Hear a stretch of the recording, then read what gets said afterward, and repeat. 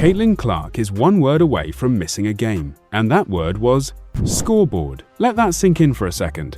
Not a punch, not a shove. One word pointed at a rival in the middle of a blowout. And now the whole basketball world is watching to see if it costs her. Here's the number that matters: 7. That's how many technical fouls Clark has this season. The league suspends you automatically at 8. She is one bad night away from sitting out a game she wants to play in. So let's talk about how we got here, because the story is better than the headline. Wednesday night, Fever host the Connecticut Sunday. Clark is cooking. 27 points, 11 assists, 5 threes, an absolute clinic. Indiana is up big, like Suns getting relegated big. Late in the third quarter, she draws a foul, and as she's walking away, Sun guard Sanaya Rivers gets in her face. Words start flying. Clark doesn't back down. She turns, points at the scoreboard behind her, 95-67, Fever winning by a mile, and basically says, "Look up." Rivers gets a technical, Clark gets a technical, and just like that, the internet has a new favorite clip. Here's where it gets messier than a one-word taunt should. That technical isn't just a technical. It's her 7th of the season. And under WNBA rules, that threshold isn't soft. Once you hit 8, there's no warning, no meeting, no appeal window where a league office quietly lets it slide. It's automatic. One game gone. For the most important draw in the sport right now, in the middle of a playoff push, that's not a footnote, that's a real threat hanging over every single possession she plays from here on out. And it's not like this is new for her.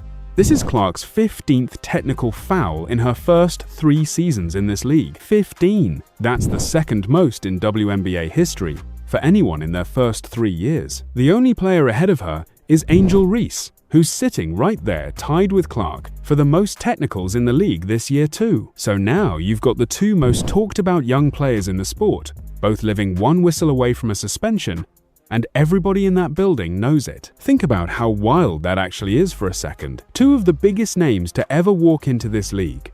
The 2 players who've single-handedly pulled in a whole new generation of fans, and they're the ones sitting closest to getting benched by their own league. That's not a coincidence. When you play with that much fire, officials notice you more. They call things on you that get let go for other players, and every little exchange gets magnified because everybody's already got a camera pointed at you. After the game, reporters asked Clark straight up what happened.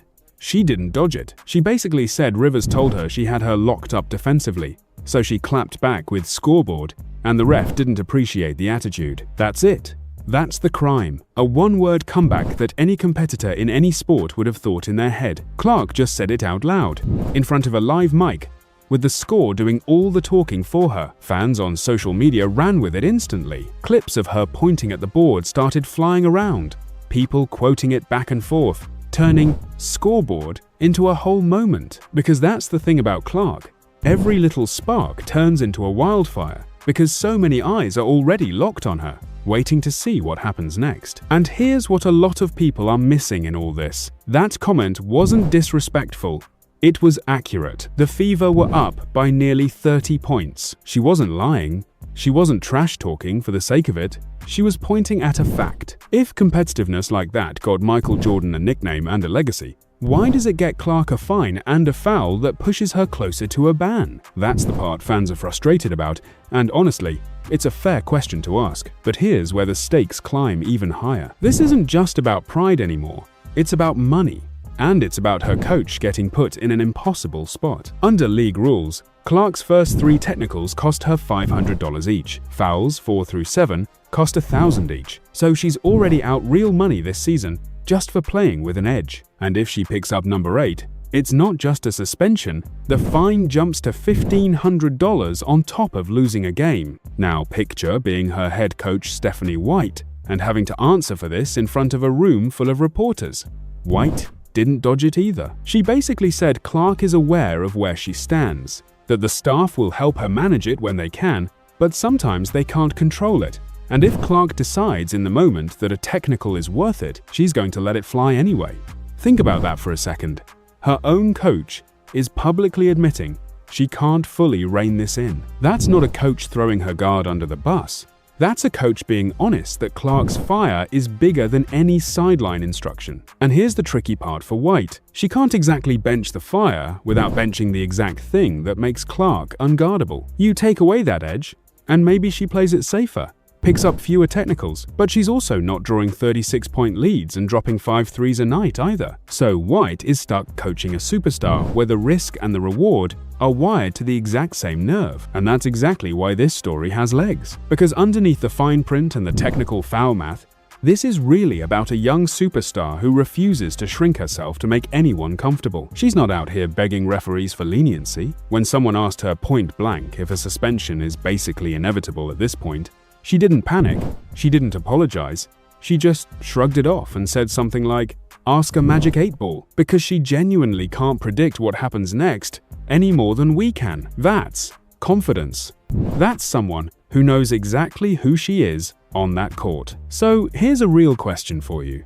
Should a competitive comment, like "scoreboard," said during a blowout win, really be treated the same as the kind of stuff that actually escalates into a fight? Or is the league being way too trigger-happy with technicals when it comes to Clark and Reese specifically? Drop your take in the comments. I want to see where you land on this one. Now zoom out, because this is bigger than one game against the Sunday. Clark is currently tied for the most technical fouls in the entire WNBA this season. She is one incident away at any point in any game from missing time during a season where every single Fever game is appointment viewing for casual fans who've never watched women's basketball before in their life. If she gets that 8th technical in a random Tuesday game against a team nobody's watching, that suspension doesn't just cost the Fever a win, it costs the league a night where the biggest draw in the sport isn't on the floor, during the exact window they're trying to convert new fans into lifelong ones. And think about the timing here too.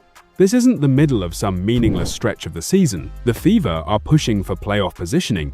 Ticket demand for every Clark road game is still through the roof compared to the rest of the league, and broadcasters are building entire windows around her matchups. One suspension, even for a single game, lands right in the middle of all of that. And there's no taking it back once it happens. And here's the part that should worry the league office more than anyone else.